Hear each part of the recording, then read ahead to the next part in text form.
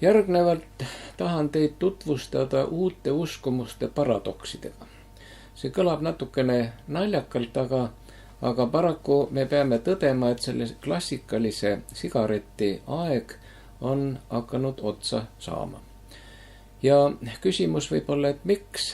Siis vastus on selles, et väga palju on ilmunud uuringute andmeid, väga palju on räägitud, avalikkuse tähelepanu on juhitud nendele ohtudele, mida klassikalise sigareti või sigari või sigarillode suitsetamine endaga kaasa toob. See tähendab seda, et inimesed, kes on endale teadvustanud mingil määral need ohud, mida sisaldab nikotiin, mida sisaldab üldse suitsetamine kui harjumus, ja need on viinud paljusid ja eriti noori uutele sellistele otsingutele, mis võiks olla sama toimega, kuid samas ei oleks tervisele nii ohtlikud. Ja räägiksin teile võib-olla siis mõnedest sellistest uutest nähtustest, mis on meie tubakaturul olemas. Need on siis esiteks vesipiip, on üks uus nähtus, samuti huuletubakas, samuti siis kõige viimane selline avastus e-sigareti või e-sigari näol, see tähendab siis elektroonilise vidina leiutamisega, millega võib enda organismi toimetada siis sõltuvust tekitavat nikotiini. Samuti võib-olla paari sõnaga nendest taimsetest või herbaalsigarettidest või ka orgaanilistest sigarettidest, mis kõik tegelikult on reklaamitud ju kui tervisele suhteliselt kahjutuid ainet, mida võiks julgelt inimene tarvitada, ja alustamegi siis võib-olla vesipiibust, mis on ju tegelikult üks selline leiutis, mis toimus esmaselt Indias, kus siis avastati, et kui tubakasuitsule vahele panna selline filter nagu vesi, siis see peab kinni kõik need kahjulikud ained, mis võiksid inimese tervist rikkuda. Ja võib-olla siis peaksime kõigepealt vaatlema, mille poolest erineb sigareti ja vesipiibu suitsetamine. Erinevused on väga suured. Esiteks, vesipiibu seanss kestab oluliselt kauem kui sigareti suitsetamine. See tähendab, et vesipiipu tõmmatakse kuskil ikkagi pool tundi või isegi rohkem, kui saab sealt selle instrumendi panni pealt see tubakas otsa. Seda võib ju uuesti sinna asetada ja jätkata vesipiibu suitsetamist, need seansid võivad olla pikemad kui pool tundi. Ja teine iseärasus on see, et vesipiibu suitsetamisel tõmmatakse kopsudesse palju suurem hulk suitsukogust kui tavasigareti suitsetamisel. Uuringud on näidanud, et kui sigaretisuitsetaja tõmbab kuskil 5-7 minuti jooksul kuskil 8-12 mahvi ja hingab sisse kuskil pool liitrit või natuke enam seda suitsu, siis piibutaja, nagu neid vesipiibusuitsetajaid ka nimetatakse, teeb tavaseansil kuskil 50, isegi kuni 200 mahvi ja sellest igaüks sisaldab kuskil 0,15 kuni 1 liiter suitsu. Seega võib, ma ütlen, et ei pea, aga võib piibutaja ühel seansil sisse hingata mahuliselt rohkem kui 100 sigareti suitsu. Uskumatu, aga nii ütlevad teadlased, kes on asja põhjalikult uurinud.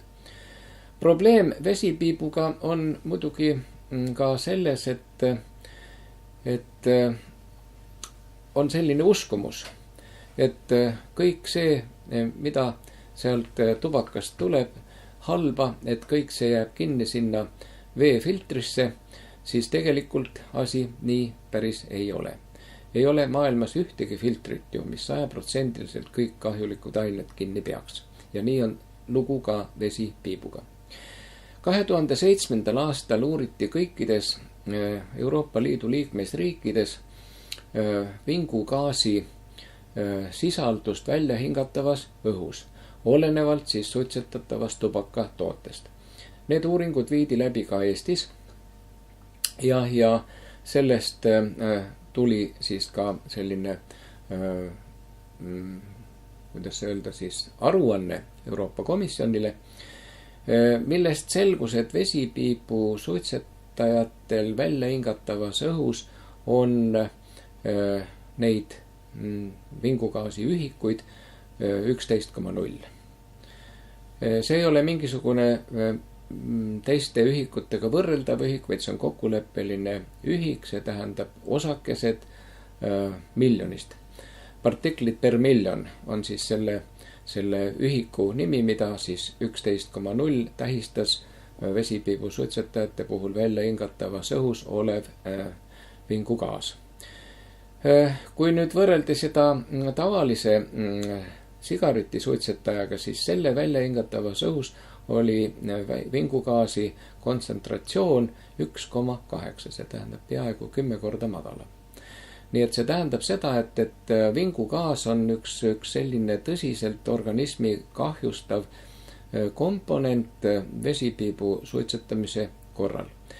Ja põhjus on ka selles, et see vesipiibu suitsetamise puhul see hõõg põlemisel tubakas selle niinimetatud selle vesipiibu panni peal ju tekitab omakorda sellist vingugaasi, mis levib ruumis ja mida inimesed, kes selles ruumis vesipiipu suitsetavad, hingavad paraku endale ka kopsudesse sisse. Võib-olla üks oht vesipiibu suitsetamise puhul on see, et sellega ju tegelikult ikkagi peamiselt eksperimenteerivad noored, alaealised ja tihtipeale ei panda sinna panni peale mitte seda spetsiifilist vesipiibu tubakat, vaid sinna pannakse hoopis kanepit, sinna pannakse sellesse veefiltrisse, ei panda mitte vett, vaid pannakse sinna veini, muud alkoholi, ühesõnaga kõike seda, et saavutada kiiremini seda joovet, mida vesipiibu suitsetamine tekitab. Nii et need on reaalsed ohud ja ütleksin isegi, et eksperimenteerimine vesipiibuga tähendab ju seda, et selleks peab alguses olema teatud mingi kindel seltskond. Ja kui see seltskond ühesõnaga ära läheb ja inimesel tekib soov uuesti seda tunnet saavutada, mis ta vesipiibu suitsetamisel oli, siis on tal ju palju lihtsam läita üks sigaret ja saavutada see toime palju kiiremini kui vesipiibu puhul, mida ei ole alati võimalik seda seltskonda kokku saada või ühesõnaga ühiselt aega veeta. Ja kuigi seda vesipiipu reklaamitakse ju kui tervisele vähe ohtlikku ja sellist seltskondlikku sellist koosviibimist teha mõnusaks, siis tegelikkuses reaalses elus see nii ei ole.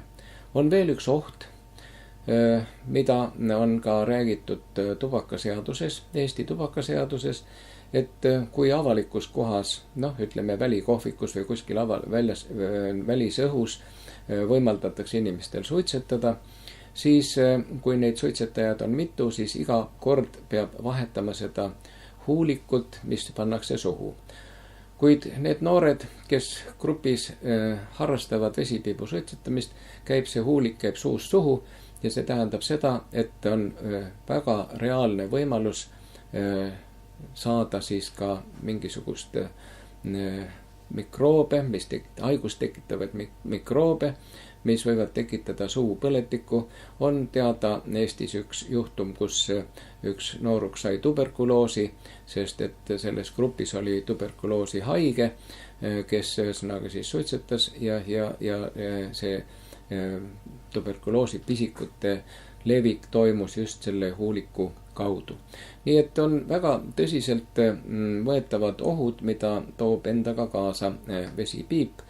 Ja see on ka huvitav, et näiteks Lähis-Ida riikides nagu Liibanonis ja ma ei tea, kas Egiptuses, aga kindlasti nendes Põhja-Aafrika riikides, kus ta on väga niisugune traditsiooniline tubakasuitsetamise selline tava, siis nendes riikides on vesipiibu suitsetamine keelatud sellistes avalikes kohtades ruumides.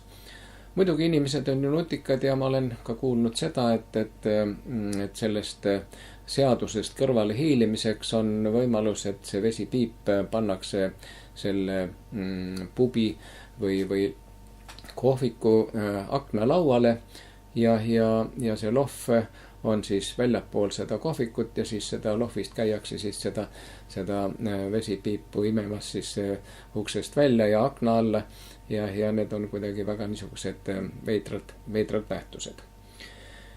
Ühesõnaga, vesipiibu kasutamisse tuleb väga tõsiselt suhtuda ja probleem on ju selles, et vesipiip ei ole tubakaseaduse objekt ja seda vesipiipu võib osta poest Eestis iga alaealine.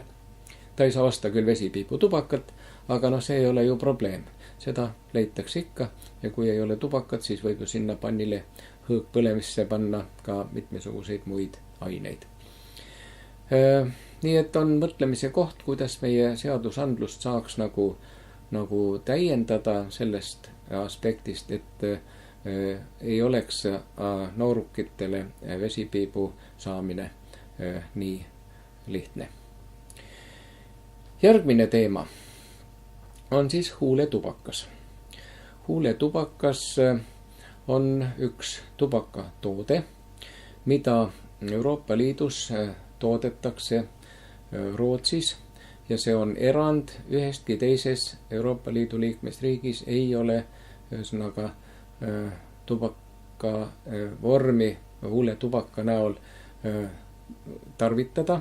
See on keelatud selles mõttes, et Rootsi ei saa oma produkti müüa. See ei ole äriplaan, et seda huuletubakat siis levitada teistesse Euroopa Liidu liikmesriikidesse. Ehkki seda toodetakse ka Kanadas näiteks, samuti on hakatud tootma teda Venemaal. Prooviti Indias, aga India kultuur ilmselt ei võtnud seda huuletubakat vastu. Huuletubakas eesti keeles on ta selline ametlik termin, mis on inglise keeles moist snuff või rootsi keeles on ta snus ja soome keeles on tema terminiks, ütlen kohe, soome keeles on ta nuuska. Nii et sisuliselt on tegemist niisutatud nuusktubakaga, mida siis müüakse Rootsis kahes variandis, kas sellise pastana väikeses karbikeses, kust inimene ise näpuga võtab sealt ja veeretab näpu vahel sellise kuulikese, mis pannakse siis üla huule ja igeme vahele imenduma. Seda ei närita, seda ei imeta, vaid lihtsalt see kuulikene ise imendub sealt kõikide nende ainetega, mida see kuulikene siis sisaldab, kaasa arvatud nikotiin. Teine variant on siis juba sellised väikesed kotikesed, väikesed pakendid, mis on juba valmis kujul ja pannakse siis üla huule ja igeme vahele imenduma. Võiks öelda, et selle niisutatud nuusktubaka ainsaks positiivseks omaduseks on see, et ta ei kahjusta teisi inimesi. See tähendab, et tema tarvitamisel ei teki suitsu. Tähendab, ei teki midagi, mis leviks ümbritsevasse keskkonda ja tema toime on siis ikkagi nii nikotiini sõltuvus tekitav, sest et seda huuletubakat ju hoitakse palju kauem igeme ja ülahuule vahel kui tavalist suitsu. Nii et tal on pikem toimimise aeg, ekspositsioon on pikem. Ta põhjustab kindlasti suuõõne limaskesta kahjustust, ka teatud haigusi, hambakaariast.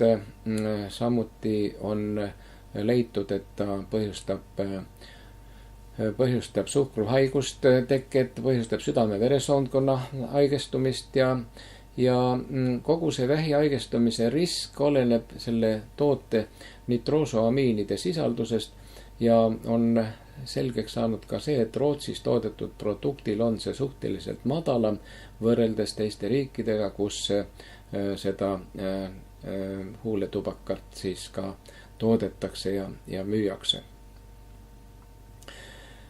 Suhteliselt on selle tarbijaid siiski üsna vähene hulk. Kanadas näiteks on uuritud, et seal ainult 1% meestest seda tarvitab. Ka Rootsis on meeste ülekaal suurem selle tarbijaskonna seas. On tarvitajaid Lõuna-Aafrika Vabariigis, on USA-s, Venemaal ja Rootsi on püüdnud ka siis seda toodet laiendada teistesse Euroopa Liidu liikmesriikidesse ja soovinud seda teha, mille reaktsiooniks toimus selline Euroopa Komisjoni teaduskomitee selline reaktsioon, et püstitati sellised küsimused teiste riikide teadlastele ja nendest küsimustest 2 olid selline, et milline on selle suitsuvaba tubakatoote sõltuvust tekitav potentsiaal ja teine küsimus, et millist mõju avaldab see suitsuvaba tubakatoote tarbimine inimese tervisele. Minule teadaolevalt on sellele vastanud Londoni arstide kuninglik kolleegium ja vastuseks esimesele küsimusele on see, et see produkt on sõltuvust tekitav, seega ta avab tee kuritarvitustele. Ja teisele küsimusele vastus oli, et produkt ei ole tervisele ohutu, sisaldades teatud terviseriske. Ja huvitav on märkida, et meie uuringud tubakatarvitajate osas näitavad selle huuletubaka tarvitamise kasvu ja esiteks ka juba see moment, et meie Tolli- ja Piirivalveamet on minu poole pöördunud tõsise murega, et nende saadetiste hulk, huuletubaka saadetiste hulk Rootsist Eestisse on hüppeliselt kasvanud, mis ületab väga tugevasti sellele saadetu tarvitamise võimalustele, ütleme siis teisisõnu, et see isik kindlasti ei tarvita neid koguseid ära, vaid ta siis kas jagab neid või ta müüb neid või ühesõnaga toimub mingisugune illegaalne äritegevus. Ja see on ka tõsine oht, sest et teadaolevalt ju kooliõpilaste tubaka tarvitamise harjumuste seas on kasvanud just huuletubaka kasutamine ja on ta ju mõeldudki nendes kohtades ja nendes situatsioonides, kus ei ole suitsetamine lubatud ja seda tehakse väga sagedasti näiteks pikematel lennureisidel, kus inimese nikotiininälg on niivõrd suur, et ta ei saa olla ilma tubakat tarvitamiseta ja siis on selleks heaks abivahendiks siis ühesõnaga see huuletubakas, mida saab teisi häirimata endale panna suhu ja saada siis selle imendumise toimet nii-öelda tunda. Viimased uuringud, mida on tehtud Saksamaal Heidelbergis, Saksamaa vähiuuringute keskuses, ütlevad selle mõju kohta tervisele, et ta on tervist kahjustava toimega, ta on ohuks inimese tervisele, ta põhjustab sõltuvust. Kolmandaks, ta on väga atraktiivne noortele inimestele. Ta sisaldab või suurendab tubaka hulga, kogu hulka. See tähendab seda, et tema toime on pikemaajalisem ja mõju on suurem kui sigareti suitsetamise korral. Ja ei ole tõenduspõhine, et et ta oleks kasulik suitsetamisest loobumisel. Kuigi seda trikki on ju tehtud ärihuvides, on öeldud siis seda, et kui sa tahad suitsetamisest loobuda, siis hakka ühesõnaga kasutama seda huuletubakat. Aga tegelikult on see ikkagi sõltuvuse jätkamine või sõltuvuse tugevdamine. Teiseks on sama Vähiuuringute Keskuse andmetel ka antud välja selline teave oma uuringute tulemusena, et see suitsuvaba toode põhjustab suuõõnes või ka isegi söögitorus vähi tekkimist. Ta kindlasti peamine toime on see, et ta tekitab sõltuvust, ta põhjustab nii-öelda suuõõnes hammaste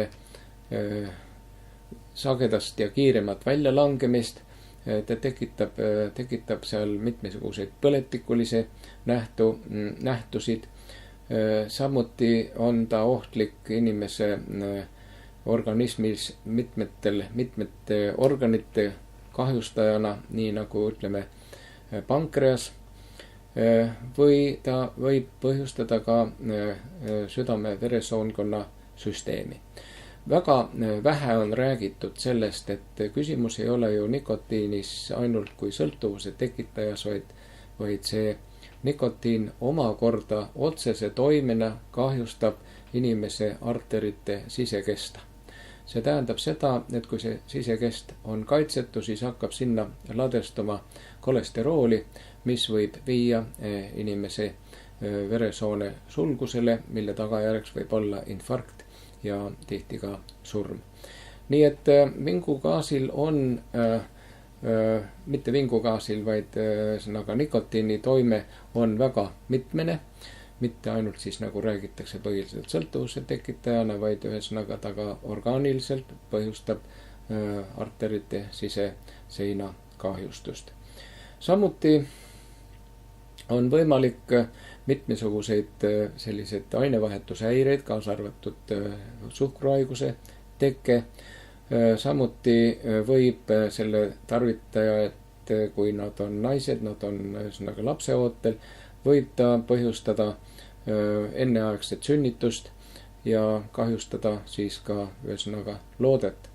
Nii et tal on väga palju selliseid halbu tervist kahjustavaid toimeid ja selles mõttes ei ole ka Euroopa Komisjon andnud mingisugust luba, et Rootsi võiks ühesõnaga eksportida oma toodet teistesse Euroopa Liidu liikmesriikidesse.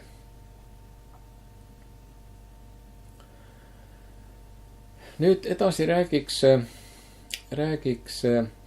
elektroonilisest sigaretist, mida reklaamitakse väga agressiivselt. Reklaamitakse selles mõttes, et ta ei sisalda tõrva, mis on omane tubakale. Ta ei tekita mingit leeki. Ta ei sisalda vingugaasi ja ta ei reosta mingil määral keskkonda.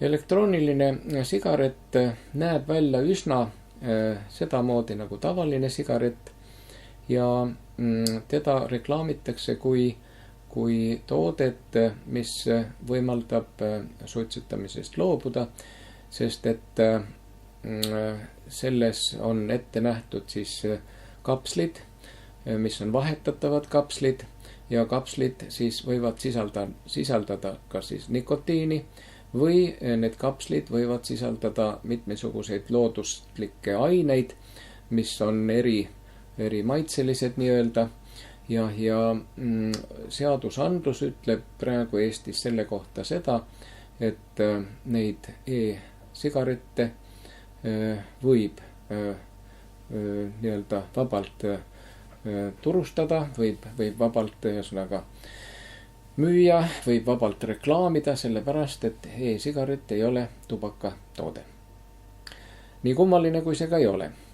Seejuures on keelatud nikotiini sisaldavate kapslite müük, aga võib müüa praegu Eestis 6 erinevat sorti taimse seguga kapsleid ja soovitada siis inimestel nende abil suitsetamisest loobuda. Tegelikult tootja ei ole seda mõelnud suitsetamisest loobujatele, vaid tootja on mõelnud just ühesõnaga suitsetamise jätkamisele nendes kohtades, kus on tavasuitsetamine keelatud. Ja see tähendab seda, et need spetsiifilised kapslid, mida Eestis ei tohi müüa, ei tohi levitada, neid on võimalik saada mitmetest teistest riikidest, kust need on lubatud, näiteks Tšehhi Vabariigist võib vabalt ühesõnaga osta nikotiini sisaldavaid kapsleid ja enda nii-öelda sõltuvust sellega toita. Ja halb omadus on võib-olla see, et need nikotiinikapslid on erineva nikotiini koguse või erineva sisaldusega, et inimene saab ise määrata, kas ta tõmbab siis kangema või suurema doosi ja annuse nikotiini või väiksema doosi. Nii et ka selle peale on need andekad selle vidina välja mõtlejad tulnud ja praegu ongi situatsioon selline, et ei saa inimest välja tõsta kuskilt kohvikust või kuskilt ööklubist, kui ta suitsetab seda e-sigaretti, sest et see ei ole tubakatoode ega ei allu ühesõnaga tubakaseaduse reeglitele. Ja nii ongi, et inimene võib minna siis sellisesse kohta rahulikult seda suitsetada, sellepärast et selles vidinas on ka teatud niisugune spetsiifiline aurustaja, nii et kui ta siis sellest huulikust siis tõmbab nagu mahvi sisse, siis ta saab suust välja puhuda selliseid aurupilvekesi. Ja selle tõmbamise hetkel selle sigareti otsas olev selline indikaatorlambike süttib, seda toidab liitiumpatarei ja see imiteerib täiesti sellist tavalist sigareti suitsetamist. Probleem on võib-olla hoopis selles, et ta on hästi kättesaadav, ta on suhteliselt odav, teda on võimalik osta järelmaksuga ja tema hind on muidugi kõikuv olenevalt tootja firmast. Ta võib maksta kuskil $1000–1500 kogu see hind, sest ta sisaldab ka komplekti selle patarei toitesüsteemi, siis mingisuguseid lisavidinaid veel sinna juurde. Nii et ta on ühesõnaga hakanud konkureerima tavasigaretiga, kuna ta võimaldab ühesõnaga seda nikotiini ja seda sõltuvust jätkata nendes kohtades, kus on praegu suitsetamine keelatud. Täpselt ei ole teada, kui suur on see kahju tervisele, mida siis see vidina kasutamine tekitab, sest et toode on suhteliselt uus ja igasugused teadusuuringud, et teha sellist üldistavaid järeldusi, võtavad kuskil ikkagi oma mitmeid aastaid aega. On teada, et peale nikotiini see aurustaja sisaldab ka propüleenglükooli ja ka teisi aineid, mis on võib-olla salastatud, mida ei teata täpselt. Ja ei ole see propüleenglükool kindlasti tõenduspõhiselt tervisele ohutu.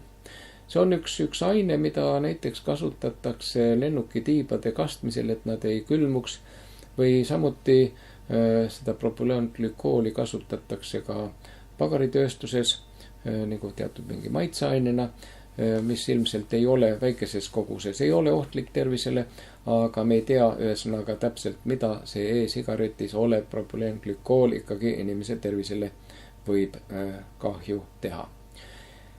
On teada, et Kanadas, Austraalias, Brasiilias, Iisraelis, Mehhikos, Uus-Meremaal, Singapuris, USA mitmetes osariikides on e-sigaretid või e-sigarid seadusega keelatud. Ja see protsess jätkub sellise lumelaviinina ka edasi kogu maailma riikides.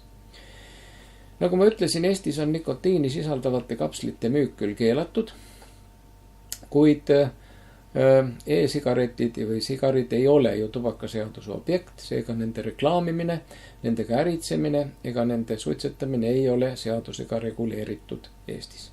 Kuigi on tehtud ettepanek, ühesõnaga, et mitte lubada ühesõnaga nende uute nii-öelda alternatiivsete suitsetamisvahendite kasutamist. Selle e-sigaretiga on selline huvitav nähtus, et minu arusaama järgi võiks üks 10-aastane koolipoiss tunni ajal selle endale suhu panna ja sealt selliseid aurupilvekesi välja puhuda ja mitte midagi ei ole võimalik selle vastu ette võtta, sellepärast et ei ole meil seadusega selle e-sigareti kasutamine reguleeritud. Sest et ei või ju väliselt kuidagi aru saada, mis seal parasjagu kapslis on. Kas seal on üks suhteliselt süütu segu mingisuguseid taimseid aineid või on seal hoopis tegemist nikotiiniga ja seda ei ole väliselt võimalik kindlaks teha.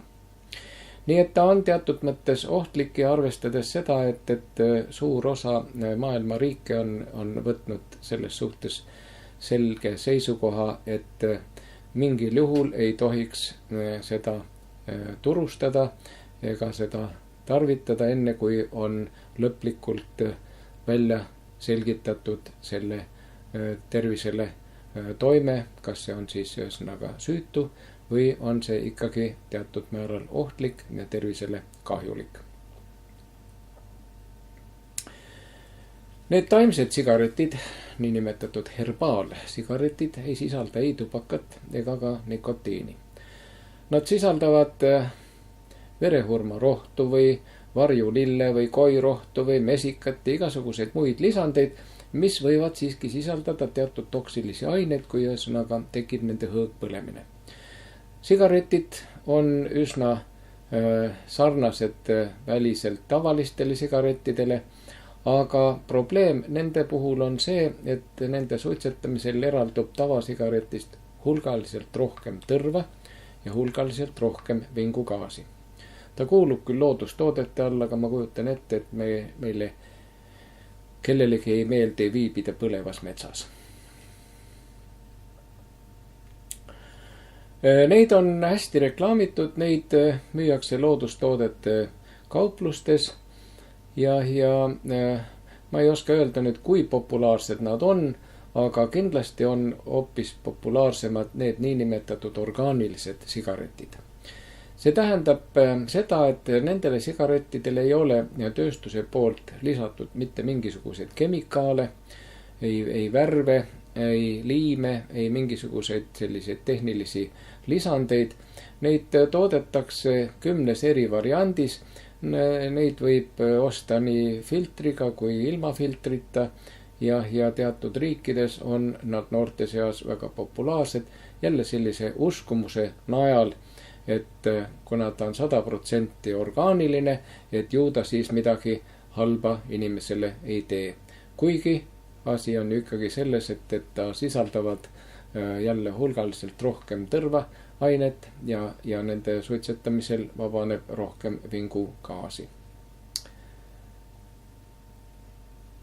Nii et nende alternatiivsete, ma mõtlen just alternatiivsete mõistet tavasigareti suhtes, tuleb ikkagi võtta väga kriitiliselt ja WHO, see tähendab Maailma Terviseorganisatsiooni eksperdid ütlevad väga selgelt, et ei ole vahet, kas kukkuda alla 16. või 10. korruselt. Tulemus on ikkagi seesama, kuigi seda püütakse varjata. See tähendab, et ükskõik millises maskeeringus või millisel kujul neid püütakse teha meeldivaks ja ühiskonnale vastuvõetavaks, on olemas teatud ohud ja need ohud inimese tervisele on väga tõsiselt võetavad. On ju tubakatoodete tarvitamise süül vähja haigestumus kõikidest vähivormidest on ta 30% ulatuses, langeb tubakale, lausa 40% on tubakas niinimetatult süüdi südame-veresoonkonna haiguste tekkes ja kopsuhaiguste puhul on see protsent veelgi suurem. No me teame, et 10 kopsuvähi haigestumise puhul on 9 juhul tegemist kroonilise suitsetajaga ja väga suure tõenäosusega levib see haigus ikkagi ka nooremate inimeste seas. Meie vähiregistri andmetel ju on naiste kopsuvähi osakaal tõusva trendiga ja on ju naiste suitsetamine allunud vähem langemise mõjudele või langetamise mõjudele kui meeste seas ja väga paljus oleneb see ikkagi inimeste haridustasemest, sest haritud inimeste seas on suitsetajaid oluliselt vähem kui on väiksema haridusega inimeste seas.